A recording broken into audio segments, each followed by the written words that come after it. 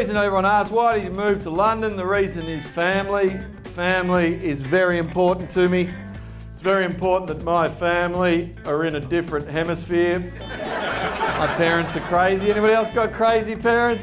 My parents have been married for 55 years. Yes, exactly. Round of applause. 55 years. And they hate each other.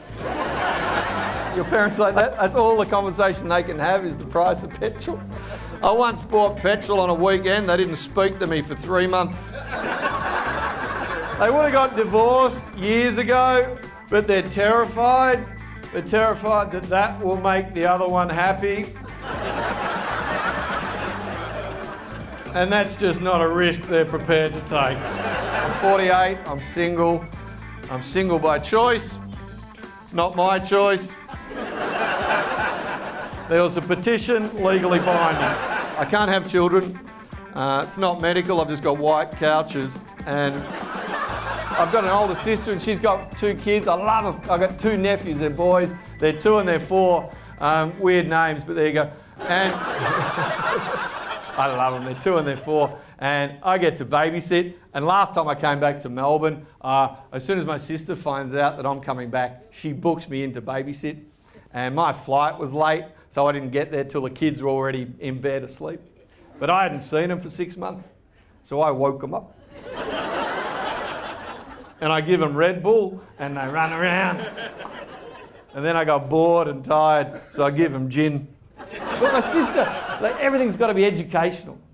Like, kids just can't have fun anymore. Everything's got to be educational. And I had to babysit for a day. So I thought, I'll teach them about statistics and probability. I took them to the races. And I would have got away with it too, but the 4-year-old grasped me up. Well, he comes home, my sister goes, oh, where did Uncle Wayne take you? And he said, Uncle Wayne took us to the zoo and all the animals had numbers on them. He's born on New Year's Day. And he's 4, so he understands Christmas, because that's when everyone gets presents. And he understands New Year's Day, because that's his birthday. And that's when he gets presents. But he doesn't understand New Year's Eve. So every New Year's Day, I go over to my sister's house and I put on the news. And you know how they show the New Year's Eve parties from all around the world? I tell him that that was his birthday party. And that his mum and dad wouldn't let him go. I live next door to Brixton Prison. What do you think about that? Everybody goes, ooh, what if they escape? Ooh, well, they're not going to hang around, are they? The Irish hate the English hate the Welsh, the Scottish are pissed off about something. Can't understand what they're talking about to find out what they're pissed off about. And the Northerners hate the Southerners. Isn't that right? You're Manchester. How much do you hate people from the South? They don't exist. Yeah, they don't exist, exactly. The Northerners hate the Southerners and the Southerners hate the Northerners. Mate, it's England. It's not big enough to have a North and a South. We could mow it in a weekend. Last time I was here, the Australian Prime Minister was that red-headed lesbian from Sex and the City. Is that still? No. First country in the world to give women the vote? New Zealand, correct. What year, sir? 1893. Close, but no cigar. 1893. First country in the world to give women the vote. New Zealand, 1893. That is fantastic. Round of applause for New Zealand. First country in the world to give women the vote. New Zealand, 1893. There were no women in New Zealand in 1893. The sheep got together, put a petition on Facebook. In fact, the only industry that women do make less than 15% less than men is mathematics, because women don't know how to work out what 15% is of something. But I made all of that up. Don't use that at a trivia night or something.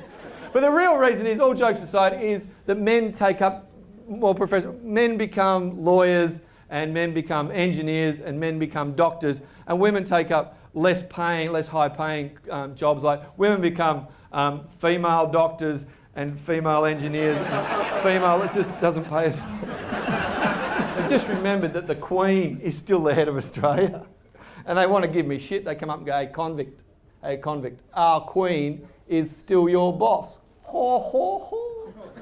Our Queen is still your boss, convict. Ho, ho, ho. I'm like, yeah, mate, I know.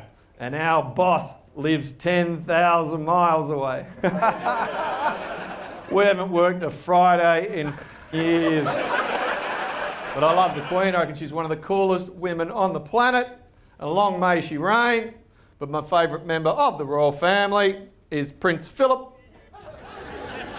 Because that's exactly what I'd be like if I was in the royal family. Just do bugger all and get to play with the toys. They give Prince Philip a job once every 10 years. They roll him out once every 10 years. He says something slightly racist. And then he gets the next 10 years off. He's a genius. And a reporter from the BBC goes up to President Obama and goes, so President Obama, what are you most looking forward to doing in Great Britain? And he said, man, meeting your Queen. And I went, oh, wait till you meet Prince Philip. Michelle Obama's there, President Obama's there, the Queen's here, and Prince Philip is standing next to the Queen. But as the conversation progresses, the Queen can see out the corner of her eye that Prince Philip has got a joke. So the Queen, just cool as you like, just shuffles in front of Prince Philip, smacks him in the ribs. And the last thing the Queen goes, so President Obama, what did you do today? And he said, Mom, I had meetings with the Russians and the Chinese. And Prince Philip goes, could you tell the difference? Never let you down. We don't know what's going to happen when Prince Charles takes over. But Prince Charles seems like a good bloke, and he's a good father and a good stepfather to the boys, and that shows character. And